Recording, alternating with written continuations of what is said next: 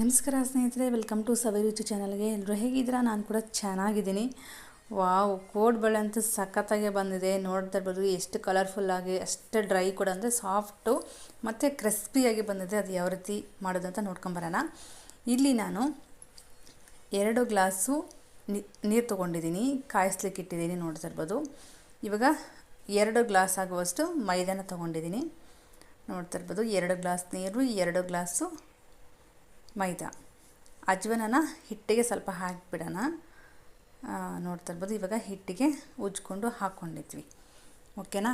ಇವಾಗ ಕುದಿಯೋ ನೀರಿಗೆ ಸ್ವಲ್ಪ ಬೆಣ್ಣೆ ಇಲ್ಲ ಅಂದರೂ ಪರವಾಗಿಲ್ಲ, ಇದ್ರೆ ಹಾಕ್ಕೊಳ್ಳಿ, ಇಲ್ಲ ಅಂದರೆ ಬಿಟ್ಟುಬಿಡಿ ಅಷ್ಟೇ. ರುಚಿಗೆ ತಕ್ಕಷ್ಟು ಉಪ್ಪು ಹಾಕಿಬಿಟ್ಟು ಚೆನ್ನಾಗಿ ಮಿಕ್ಸ್ ಮಾಡಬೇಕು. ಇದು ಬೆಣ್ಣೆ ಕರಗಬೇಕು, ಚೆನ್ನಾಗಿ ಬೆಣ್ಣೆ ಕರಗಿ ನೀರು ಕುದೀತಾ ಇರಬೇಕು. ಎಷ್ಟು ಚೆನ್ನಾಗಿ ಬರುತ್ತೆ, ಎಷ್ಟು ಕ್ರಿಸ್ಪಿಯಾಗಿ ಬರುತ್ತೆ ಅಂದರೆ ಬೇಕ್ರಿ ಸ್ಟೈಲಲ್ಲಿ ಸಿಗುತ್ತೆ ಅಲ್ವಾ ಸ್ನೇಹಿತರೆ. ಬೇಕ್ರಿಯಲ್ಲಿ ಮಾಡಿರುವಂಥ ಒಂದು ಕೋಡ್ಬಳೆ ಏನಿರುತ್ತೆ ಅಲ್ವಾ, ಅದೇ ಟೇಸ್ಟೇ ಬರುತ್ತೆ. ನೀವು ಕೂಡ ಟ್ರೈ ಮಾಡ್ಬೋದು. ತುಂಬ ಇಂಪಾರ್ಟೆಂಟು ಯಾವಾಗಪ್ಪ ಅಂತಂದರೆ ಎಣ್ಣೆಲಿ ಹಾಕಿ ಫ್ರೈ ಮಾಡಬೇಕಾದ್ರೆ, ಅದು ಇಂಪಾರ್ಟೆಂಟು. ನೋಡ್ಕೊಂಬನ್ನಿ ಯಾವ ರೀತಿ ಫ್ರೈ ಮಾಡಬೇಕು ಅಂತ, ಅಂದರೆ ಎಲ್ಲೂ ಸ್ಕಿಪ್ ಮಾಡಬೇಡಿ. ಇವಾಗ ಕುದಿಯೋ ನೀರಿಗೆ ಅಜ್ವನ ಹಾಕಿಟ್ಟ ಮೈದಾ ಹಿಟ್ಟನ್ನು ಇದಕ್ಕೆ ಹಾಕ್ಕೊಂಡು ಚೆನ್ನಾಗಿ ಗರ ಗರ ಗರ ಅಂತ ತಿರುಗಿಸ್ಕೋಬೇಕು.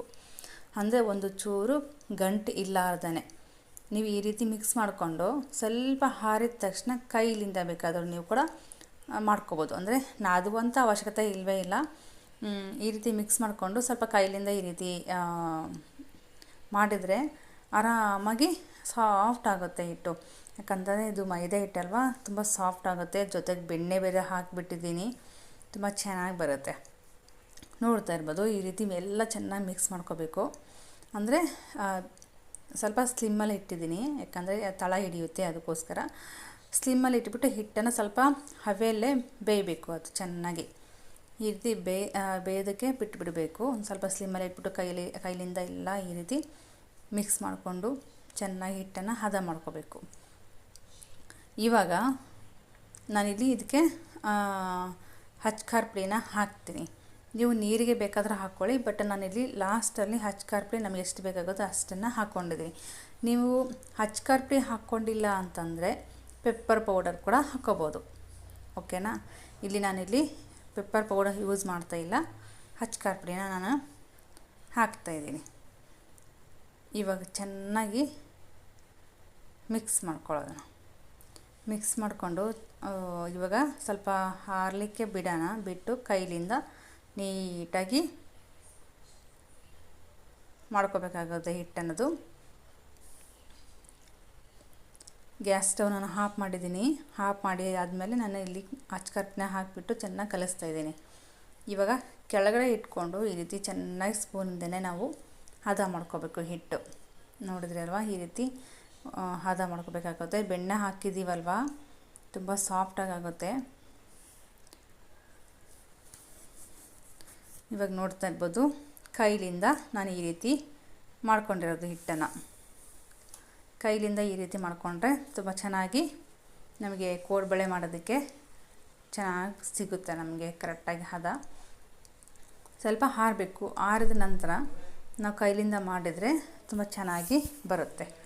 ನೋಡ್ತಿರ್ಬೋದು, ಹಿಟ್ಟು ಎಷ್ಟು ಸಾಫ್ಟಾಗಿದೆ ಮತ್ತು ಅಷ್ಟೇ ಹವೆಯಲ್ಲಿ ಬಂದಿರೋದ್ರಿಂದ ತುಂಬ ಚೆನ್ನಾಗಿ ಬೆಂದ್ಕೊಂಡಿದೆ ಹಿಟ್ಟು ಕೂಡ. ಈ ರೀತಿ ಆಗಬೇಕು. ಇವಾಗ ನಾನು ಚಕ್ಲಿ ಒತ್ತ ಒಳ್ಳು ಇರುತ್ತೆ ಅಲ್ವಾ, ಎಲ್ಲರ ಮನೆಯಲ್ಲೂ ಸಹಜ. ಆ ಒಳ್ಳನ್ನು ತಗೊಂಡ್ಬಿಟ್ಟು ನಮಗೆ ಒಂದು ಕೋಡ್ಬಳೆ ಮಾಡಲಿಕ್ಕೆ ಹೋಲ್ ಬೇಕಲ್ವ, ನೀವು ಕೈಲಿಂದ ಬೇಕಾದರೆ ಮಾಡ್ಕೋಬೋದು. ಬಟ್ ನಾನಿಲ್ಲಿ ಈ ಚಕ್ಲಿ ಒಳ್ಳನ್ನು ತಗೊಂಡು ಈ ರೀತಿ ಮಾಡಿಕೊಂಡು ಚಿಕ್ಕ ಚಿಕ್ಕ ಸೈಜಲ್ಲಿ ಮಾಡ್ಕೊತಾ ಇದ್ದೀನಿ. ಈ ರೀತಿ ರೌಂಡ್ ಶೇಪಲ್ಲಿ ನಿಮಗೆ ಯಾವ ಸೈಜಲ್ಲಿ ಬೇಕೋ ನೋಡ್ಕೊಂಡು ಆ ಸೈಜಲ್ಲಿ ನಾವು ಇವಾಗ ಈ ಕೋಡ್ಬಳೆನ ಮಾಡ್ಕೋಬೇಕಾಗುತ್ತೆ. ನೋಡಿದ್ರಲ್ವಾ, ಈ ರೀತಿ ಮಾಡಿಕೊಂಡು ಒಂದು 10ರಿಂದ 15 ನಿಮಿಷ ಹಂಗೆ ಬಿಟ್ಕೋಬೇಕು. 10ರಿಂದ 15 ನಿಮಿಷ ಆದಮೇಲೆ ನಾವು ಎಣ್ಣೆಯಲ್ಲಿ ಫ್ರೈ ಮಾಡ್ಕೋಬೇಕಾಗುತ್ತೆ. ಹಾಗಾದರೆ ನಮಗೆ ಕೋಡ್ಬಳೆ ಅನ್ನೋದು ರೋಸ್ಟಾಗಿ ಕ್ರಿಸ್ಪಿಯಾಗಿ ಸಿಗುತ್ತೆ. ಇವಾಗ ಇಷ್ಟೊಂದು ಮಾಡಿ ಇಟ್ಕೊಂಡಿದ್ವಿ. ಇವಾಗ ಎಣ್ಣೆ ಕಾಯಲಿಕ್ಕೆ ಇಟ್ಟಿದ್ದೀನಿ ಅಲ್ವಾ, ಇವಾಗ ಎಣ್ಣೆ ಕಾದಿದೆ. ಇವಾಗ ಸ್ವಲ್ಪ ಸ್ವಲ್ಪನೇ ಹಾಕ್ಕೊಂಬಿಟ್ಟು ಈ ರೀತಿ ನಾವು ಎಣ್ಣೆಲೆ ಫ್ರೈ ಮಾಡ್ಕೋಬೇಕಾಗುತ್ತೆ. ಇವಾಗ ನಾವು ಕೋಡ್ಬಳೆ ಹಾಕಿದ ತಕ್ಷಣ ಯಾವ ರೀತಿ ನೊರೆ ಬರುತ್ತೆ ನೋಡ್ತಾ ಇರ್ಬೋದು. ಫುಲ್ಲು ನೊರೆ ಬರುತ್ತೆ. ಈ ನೊರೆ ಅನ್ನೋದು ಪೂರ್ತಿ ಕಡಿಮೆ ಆಗಬೇಕು. ಇದು ಮೇನ್ ಇಂಪಾರ್ಟೆಂಟ್ ಅಂತ ನಾನು ಸ್ಟಾರ್ಟಿಂಗನ್ನೇ ಹೇಳಿದೆ. ಇದು ಇಂಪಾರ್ಟೆಂಟ್ ಅಂದರೆ ತುಂಬ ಇಂಪಾರ್ಟೆಂಟು. ಡ್ರೈ ಮಾಡೋದು ಕೂಡ ಅಂದರೆ ಎಣ್ಣೆಲೆ ಫ್ರೈ ಮಾಡೋದು ಕೂಡ ಅಷ್ಟೇ ಇಂಪಾರ್ಟೆಂಟು. ಈ ರೀತಿ ಹಾಕ್ಕೊಂಡಿವಲ್ವ, ಇವಾಗ ನೊರೆ ಎಲ್ಲ ಕಡಿಮೆ ಆಗಬೇಕು. ಕಡಿಮೆ ಆಗಿ ನಮಗೆ ಅದು ಫ್ರೈ ಆಗೋ ಥರ ನಮಗೆ ಕಾಣಿಸ್ಬೇಕದು ಫ್ರೈ ಆಗ್ತಾಯಿದೆ ಅಂತ. ನೋಡ್ತಾ ಇರ್ಬೋದು ಯಾವ ರೀತಿ ಡೌನ್ ಆಗ್ತಾಯಿದೆ ಅಂತಂದ್ಬಿಟ್ಟು. ಇವಾಗ ನೋಡ್ತಾ ಇರ್ಬೋದು ಪೂರ್ತಿ ನೊರೆ ಅನ್ನೋದು ಕಡಿಮೆ ಆಗಿದೆ. ಸ್ವಲ್ಪ ಹೆಂಗೆ ಫ್ರೈ ಆಗುತ್ತೆ ಅಲ್ವಾ, ಆ ರೀತಿ ಇದು ನಮಗೆ